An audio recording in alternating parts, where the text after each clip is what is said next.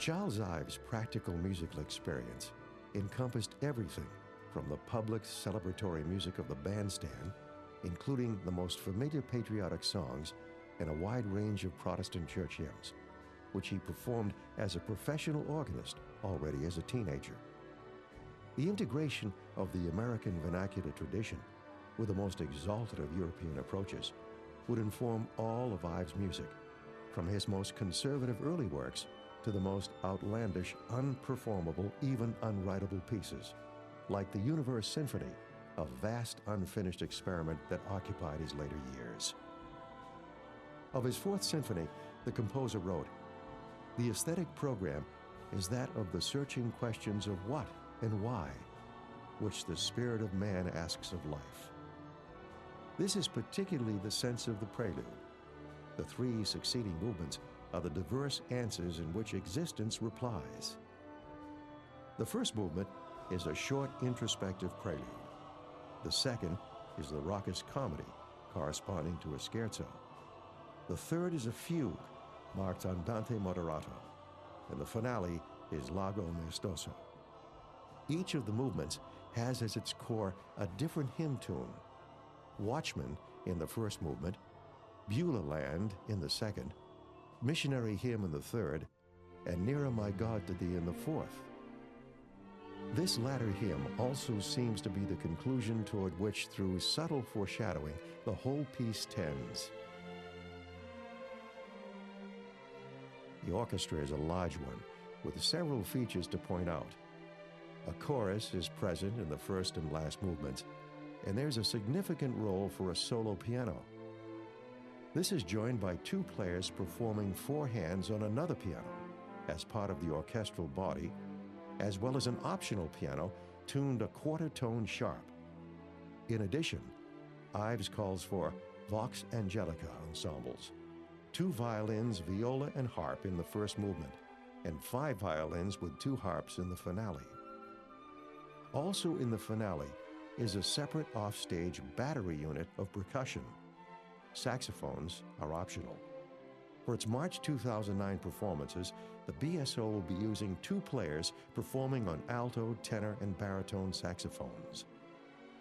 An organ and an ether organ are added to the orchestra. For these performances, the small ether organ part will be performed on theremin, an electronic instrument not yet invented when Ives wrote the piece.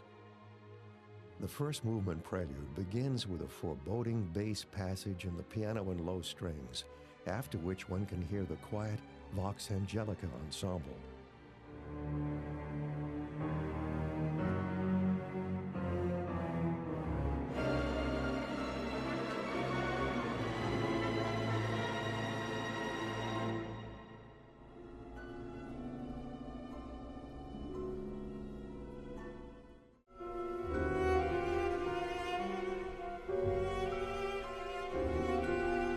A violin solo introduces the chorus. In the Watchman hymn, "Watchmen, tell us of the night, what the signs of promise are." Ives also used this as the basis of a movement of his first violin sonata and elsewhere. The hymn is essentially intact, save for some stretching and regrouping of the rhythms. The movement is about 3.5 minutes long and ends ethereally. Ives' kaleidoscopic, multi-layered approach in the second movement, comedy, is similar to such pieces as Putnam's Camp, Reading, Connecticut, the second of the 3 pieces in New England, which mimic real-life listening experiences, like out-of-tune amateur bands playing different songs at the same time. Ives wrote, "The second movement is not a scherzo in an accepted sense of the word, but rather a comedy, in which an exciting, easy, and worldly progress through life is contrasted with the trials of the pilgrims in their journey through the swamps and rough country. The occasional slow episodes, pilgrims' hymns, are constantly crowded out and overwhelmed by the former. The dream or fantasy ends with an interruption of reality, the 4th of July in Concord, brass bands, drum corps, etc. The movement begins with a small bang, but the first couple of minutes are quiet, with minimal and short outbursts. one can hear small fragments of a hymn tune in this quiet texture. Within the string parts, we can hear Ives' use of quarter tones, intervals half the size of the standard halftone, unplayable on a typical piano, a very unusual feature. They give the harmonies a slight blurred sound.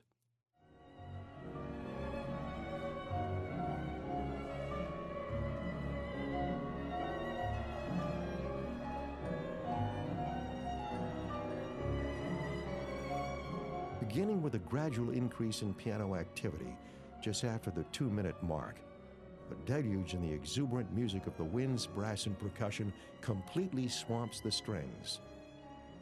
When this outburst runs its course, we can hear that sustained music continuing along quietly as though nothing has happened. Within the recurring maelstroms, one can hear snatches of such tunes as Camptown Races, Columbia, the Gem of the Ocean, Yankee Doodle, and Blow the Man Down, among many others.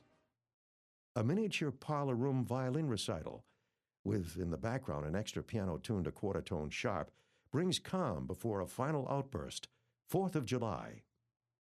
After this, the third movement fugue brings calm as an expression of the reaction of life into formalism and ritualism.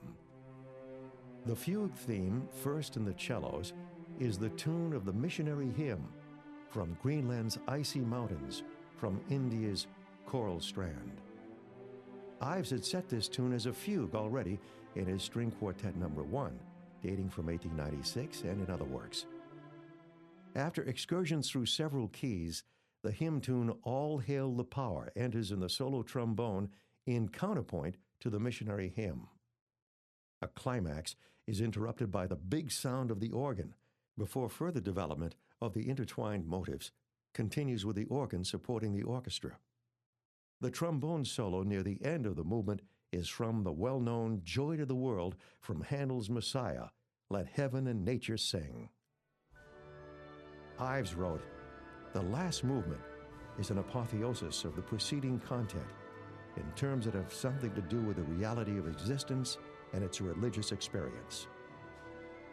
The movement Lago Maestoso begins in mystery, an introduction omitted in some performances, with the quiet offstage battery unit.